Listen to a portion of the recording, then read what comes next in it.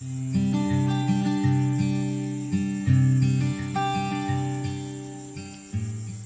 here on Borneo. Just behind me, the mountain you can see in the background is Mount Kuba, and I am just outside the Kuba National Park. This is just one site that my team and I are visiting as we conduct our research on the wonderful Southeast Asian flying lizards. Flying lizards, as the name suggests, they're perhaps most famous because they appear to fly. They have a modified rib cage which they can expand out, and they can glide for quite an extensive distance. I've seen lizards glide between trees that are tens of meters apart. And these lizards are quite small, so imagine them about the size of the palm of your hand. So tens of meters is actually quite a distance. Now that's all well and good, flying lizards, that's really, really cool, but the reason why we're particularly interested in these lizards is not so much because they fly, it's because of the diversity of species that we have in Southeast Asia, and in particular the diversity in behaviour and colour morphology. Now these lizards are territorial, so they use these visual displays that extend a colourful dewlap, it's a triangular piece of skin underneath the throat. They also use their wings in visual communication as well. The underside of the wings can actually be quite colourful themselves. And they also produce head bobs or push-up patterns. And they do this to advertise territory ownership. So a particular lizard might have a number of different trees inside his territory, and he advertised territorial ownership by producing these visual displays of colour and head bob movement. But importantly, they also use these visual displays to attract mates, and this is actually perhaps most important for these lizards as well as many other lizards. Now in animal communication, a general principle is that a signal must travel through the environment before it reaches the intended receiver, another animal.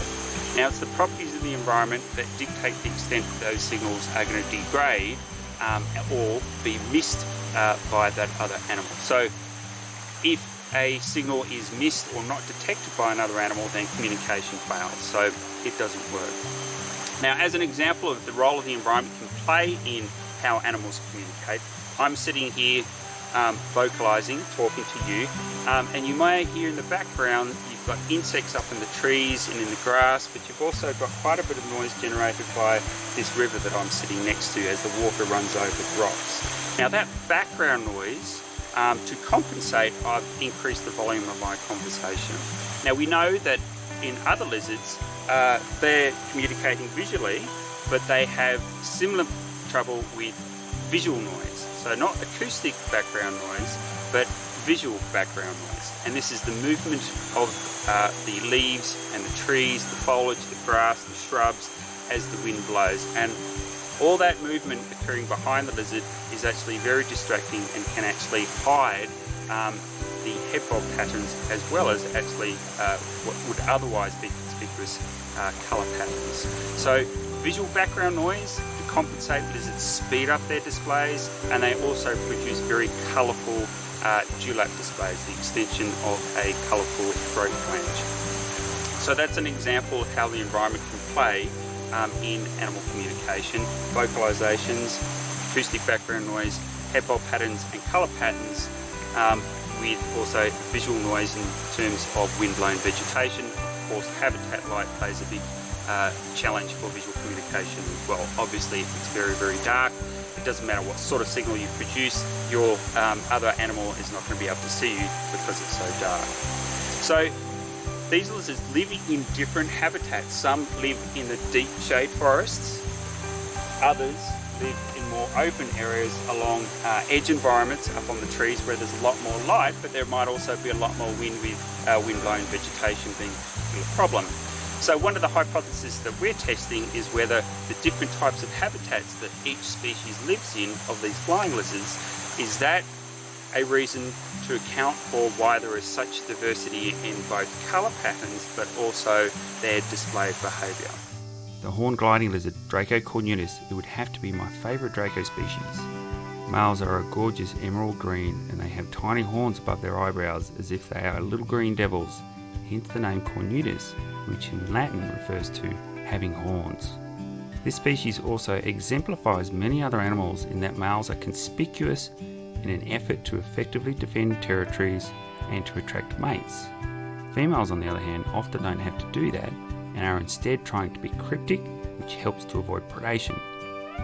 Now, this type of sexual dimorphism, here in the context of colour, where the sexes look different, is quite common in the natural world.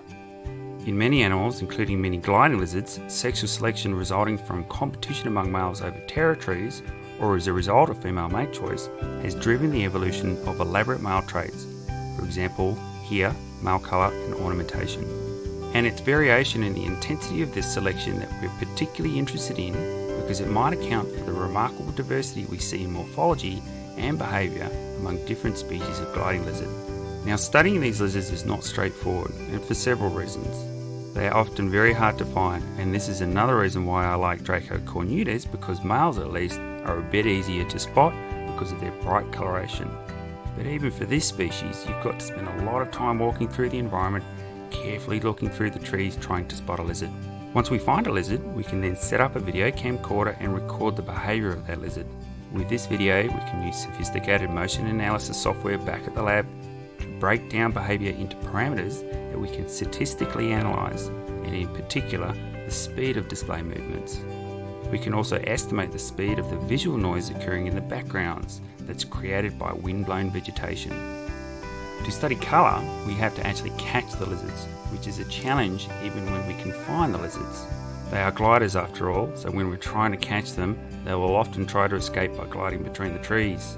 We also have to use extremely long fishing poles with a tiny noose on the end, because these lizards are often high up on the tree trunks. Once we've caught a lizard, we can measure their colour using a machine called a spectrometer.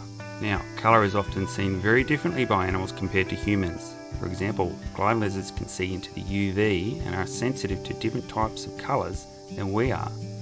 So we use this spectrometer to accurately measure the colour of these lizards, and we can then model it depending on how the lizards actually see that colour. We can then use that data to analyse, for example, to what extent the sexes differ in their coloration, but also to what extent different species differ in their colour morphology and how this relates to the type and environment these lizards typically hang out in.